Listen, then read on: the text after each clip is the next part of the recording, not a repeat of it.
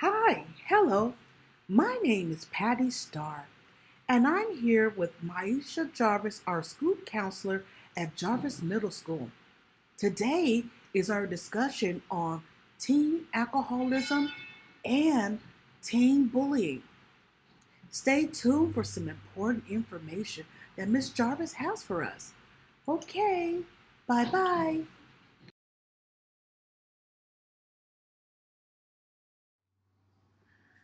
Good morning, Jarvis Academy. Hi, how is everyone doing today? Welcome back to our annual discussion and lesson on bullying and peer pressure. I'm sure everyone know who I am. I'm your school counselor here on campus. My name is Maisha Jarvis.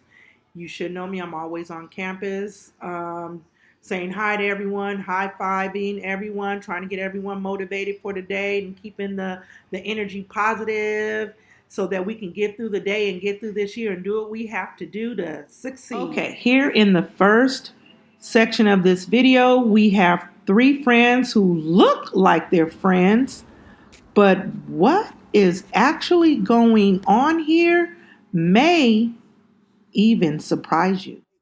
What are you doing? Look at this, you're not even matching. Lay back down. What are you doing? Like, I'm sorry. where's our lunch money? I don't have Where's our lunch money? I'm poor. Oh well, find a way. Steal. Crying? Only little girls cry. You little girl? Buster. What is going on? What is move? Move away from him. Move. This is not okay. I know it. They're bullying me. Here are a few facts about bullying. The fact that bullying reveals it is a growing problem amongst teens and small children as well. There are several types of bullying, including cyberbullying, bullying in schools, as well as other forms of harassing. Bullying can happen anywhere. Many teens are regular victims of bullying, which can lead to serious emotional scarring and problems with victims' self esteem and self image. Correcting these behaviors before they start or get out of hand are important for parents and educators as well to keep in mind. Here are a few types of bullying. Verbal. This type of bullying usually involves name calling or teasing. Social bullying, spreading rumors, intentionally leaving others out of activities on purpose, breaking up friendships are all examples of social bullying, which most times happens on high school campuses. We even have to deal with physical bullying. This traditional form of bullying involves hitting, punching, shoving, and other acts of intention, no physical harm. And last but certainly not least, cyberbullying has become very popular among teens. This method of bullying involves using the internet, texting, email, and other digital technologies to harm others. Peers play a large role in the social and emotional development of children. Peers can be positive and supportive. They can help each other develop new skills or stimulate interest. However, peers can also have a negative influence. They can encourage each other to skip class, steal, cheat, use drugs or alcohol, and or become involved in other risky behaviors. Here are a few tips teens can use to steer away from peer pressure. Stay away from peers who press you to do things that seem wrong or dangerous. Learn how to say no and practice how to avoid or get out of situations which feel unsafe or comfortable.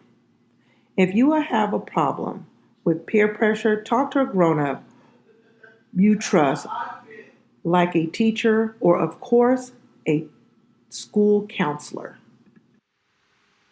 There is no doubt that bullying is a problem in U.S. schools, but just how much of a problem is it?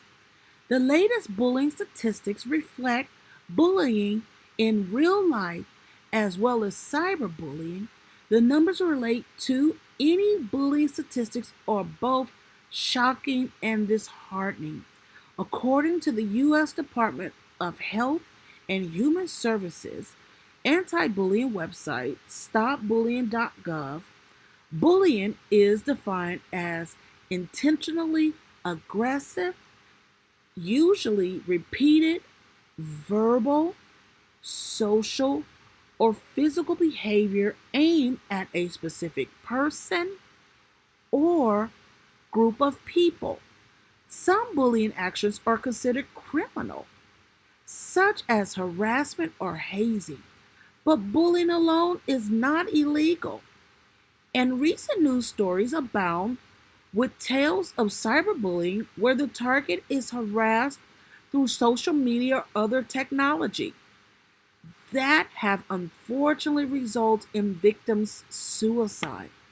The majority of bullying still takes place at school. 1 in 3 U.S. students say they have been bullied at school, according to DHHS.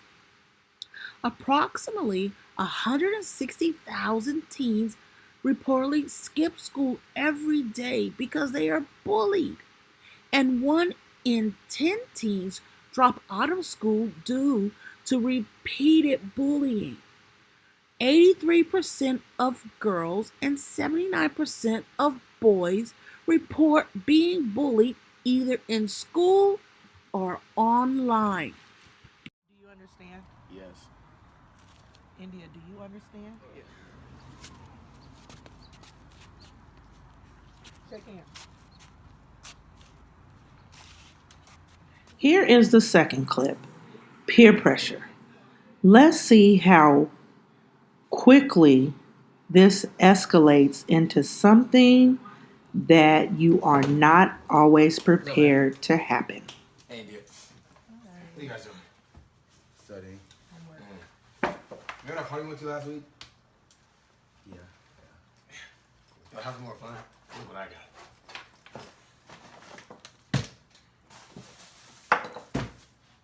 Water? No. Try it. I know what water tastes like. Not water. Yeah. Alright. I'm kind of studying, so maybe. Man, who cares about that? We're gonna put this to a side for a minute. Have some real fun. My grades. Grades? We don't need grades. We're going. Where are we going? India? Where? I thought I was going to class later. I don't. No, we're gonna get drunk. I don't do that. I mean, might as well. Might as well. Bottoms up. But I don't do that. Are you being scared? Punk. Really? Goes down easy, trust me. Do you need to do it again and show you? Let's show her. She's a lightweight.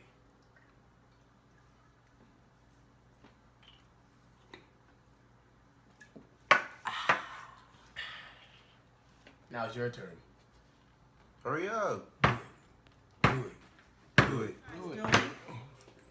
Drinking What's water. this? That's water. I Come was on. doing my homework. Alcohol? This is not how the students of Jarvis Academy behaves. What is going on here? Student number 1 steps in with a backpack filled with alcohol. Student number 2 is more than willing to take a sip of what student 1 is offering. Student number 3 is a little bit more reluctant. This type of situation is commonplace for teenagers today, especially for vulnerable students. The boy in the example obviously lacks self-confidence. Teenagers feel peer pressure every day in their lives, whether in school or out on the town. During their teenage years, kids differentiate themselves from their parents by participating in peer groups, and sometimes these groups offer negative choices to teens. Oftentimes, just saying no isn't always enough, and teens must look inward at self-confidence and personal convictions to make good choices. The reality is that teenagers are more likely than adults over 25 to binge drink, participate in negative situations, and get in possible automobile accidents. Given this increased likelihood of risky behavior, how can teens learn to make good decisions and choices while also maintaining friendships? Teens join peer groups in an attempt to differentiate themselves from their families and grow more independent. For teens, it becomes easier to relate to friends than to parents. And parents must recognize this and allow teens to explore their own identity. At the time, while understanding the need for independence, parents should encourage their teens to surround themselves with good friends in hopes that positive peer pressure will influence them in good ways. Underage drinking is a serious public health problem in the United States. Alcohol is the most widely used substance of abuse among America's youth, and drinking by young people possesses enormous health and safety risks. The consequences of underage drinking can affect everyone. We all feel the effects of the aggressive behaviors, property damages, injuries, violence, and the deaths that can result from underage drinking. According to the National Household Survey on Drug Use and Health from the U.S. Department of Health and Human Services, 74.3% of high school students have tried alcohol. Do you understand, Shamaj? Yes. Do you understand, Nolan? Yeah. India? We can talk in my office later, okay? The reason why I do these annual lesson plans on bullying and peer pressure, because they are often needed. And I feel that without this being taught or bringing this up, especially in the society that we live in, with there being cyberbullying, lots of violent acts upon our youth, that if we knew how to prevent it from happening, or what we could do if it's happening to someone you know, or even yourself, that you can always come to someone if you don't feel comfortable talking with your parents, or sometimes your peers, you can turn to them, but they don't always have the answers. But I just want everyone to know that my door is always open, and all the staff here on campus, doors are open if you need them for anything that you may be going through. So that's why I feel that this lesson is very important to our school. And maybe one year we'll invite parents to join in and give their feedback on what they think that maybe we can do the next year, or add into this lesson, just so that we all get an overall understanding of how to deal with situations such as the ones that will be presented in this video. I just want everyone to be comfortable here on campus, around your peers, around me. If you don't know me, please come to the office at any time. Search me out, look for me. My door is open. I'm looking and always happy to meet new students.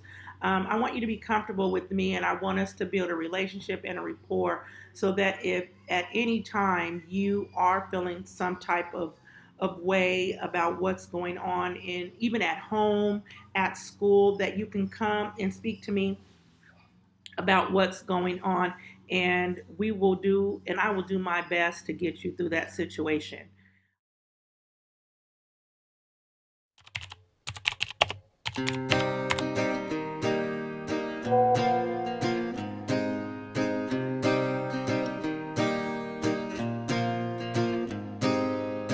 Run away, away with me. Lost souls in revelry. Running wild, running free. And you quick, you and me. I said, yeah, living like we're renegades. Yeah.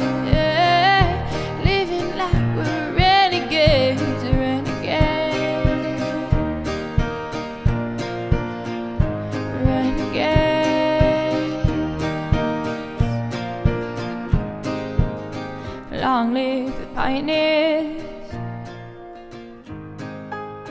rebels and mutineers. Go forth and have no fear. Come close and lend an ear. I say, yeah, living like we're renegades. Yeah, living like we're renegades. Have you ever cyberbullied anyone? Have you ever been cyberbullied? Have you ever witnessed cyberbullying? 100% of teenagers answer yes to at least one of those questions. So that means everybody has a part to play to help stop this needless behaviour online. Play your part by using stop, block, tell. Stop. Stop and think before posting something online that might be upsetting to someone. Think about how you would feel if you were in their position. Block. If you are a victim of cyberbullying, block and report the person that has been bullying you. Tell. If you think you're being cyberbullied, report the person that's bullying you to a parent, guardian, or teacher. Cyberbullying is not okay. Nobody deserves it, and we can all help to put an end to it, for good.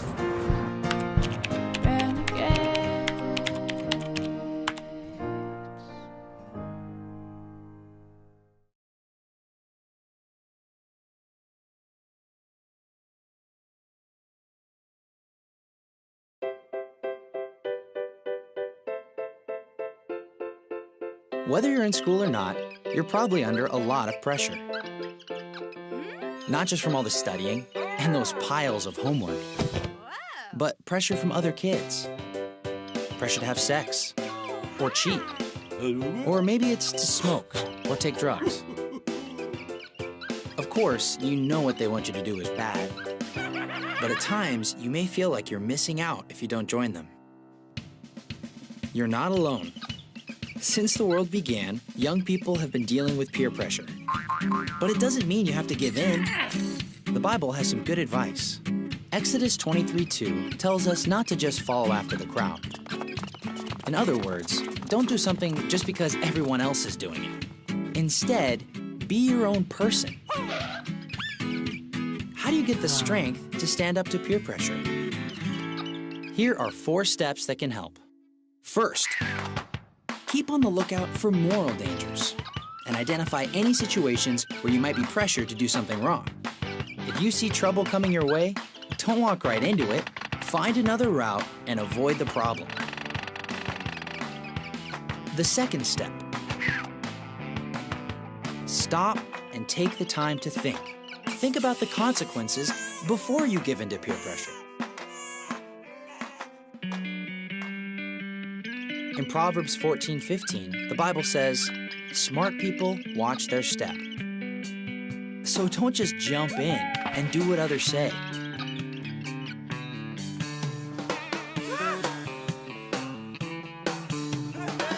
That may be hard to do if you're trying to fit in. But that's the time to use your imagination. How will I feel later if I give in? What might be the outcome? How might my actions affect others that care about me the most? Step 3, you need to plan ahead. Proverbs 24:5 says that a person who has knowledge increases his power. If you know exactly why you're saying no to something, why something is bad, it can give you the strength to say no. Now, the 4th step. Take action. No, you don't have to give your peers a lecture. Just say no, clearly and confidently. You may be surprised at their reaction. Each time you take a stand for what you know is right, you get stronger and stronger. And that makes it easier to resist the pressure the next time. You don't need to be rude, but you could give a reason why you wouldn't want to join in. And if they do keep pressuring you, just remember this. Giving into peer pressure is kind of like being turned into a puppet with your peers pulling the strings. You can't hide from peer pressure, but you can stand up to it. Remember to keep on the lookout.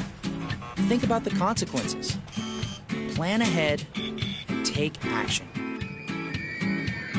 Facing up to peer pressure can be scary at times. But when you do, you show the decisions you make really are your own.